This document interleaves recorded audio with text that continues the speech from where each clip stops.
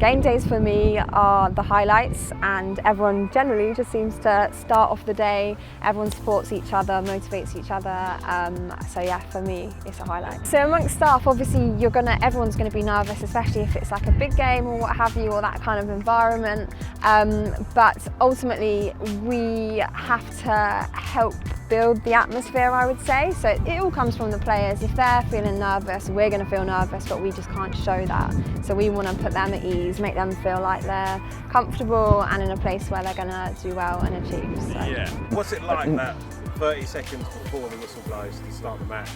You're out on the pitch. How are you feeling? Probably psyched up, pumped up a little bit, but at the same time I think you've got to have that element of composure and calmness to you.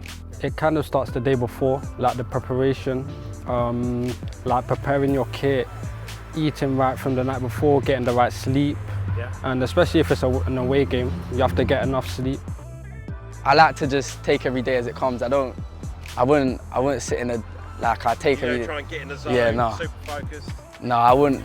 I just train every day and just, the match day will take care of itself.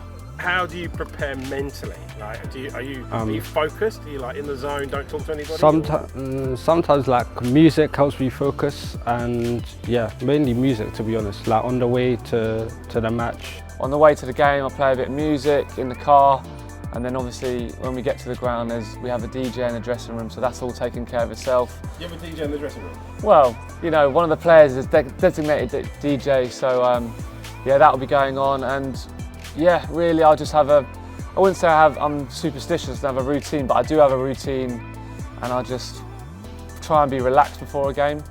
Superstition? You got any superstitions? I said before, I'm not going to say again because they start laughing now. Come on, hit me. Come on, you've got something, right? I always I wear a bracelet and I always wrap it, so I always wear tape over my right wrist. I always put my left boot on first, always step on the pitch with my left foot, as I'm left-footed, left centre back. So it all kind of like links together. When in the change room I do like left foot first, like left shin pad, right shin pad, left boot, right boot. What does that do? Does that help you? Is that a confidence thing? I don't know, I've got so used to it now, it's become a habit if you like, so I don't really have to think about it.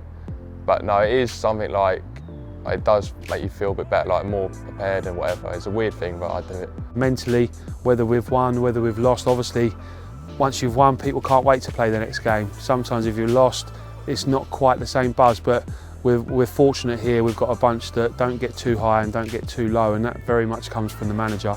You know, if we've had a loss and it's a tough one, get the music on and, you know, let's move on to the next one. But, you know, I think for us it's about making sure the players are focused, looking after their bodies in the best way and ready to go again. I get down here about midday and probably leave, probably one of the last to leave, because a lot of it is just being around for people. A quick word of encouragement or whatever, or just an arm on the shoulder or whatever.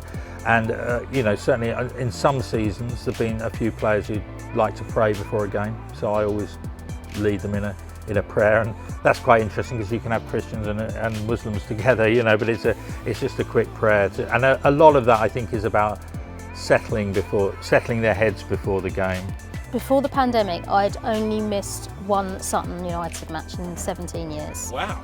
Yeah, so it was just what I do. It was such a big part of my identity and who I am that I almost didn't know who I was when I couldn't go to games.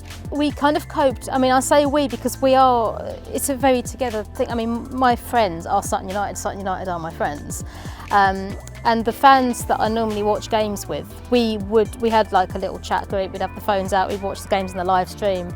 A couple of times we did it over Zoom together, but not being there was really hard. It didn't feel right. Watching Sutton play in an empty stadium didn't feel right. And I think we kind of got through it just by talking about it all the time. Is that important to talk about the stuff, right? Yeah, absolutely. I mean, not just talking about the football, we talk about the football as if we were there together because that's what we're missing, but we were also talking about the football in this way and talking about how different things were and how weird it felt. One thing that I think we did really well as a group of friends, as a group of fans together, was we didn't shy away from that. talking about how strange it was and how sometimes some difficult feelings that came up around it, and we'd talk about that together, and it was, yeah, that really helped actually.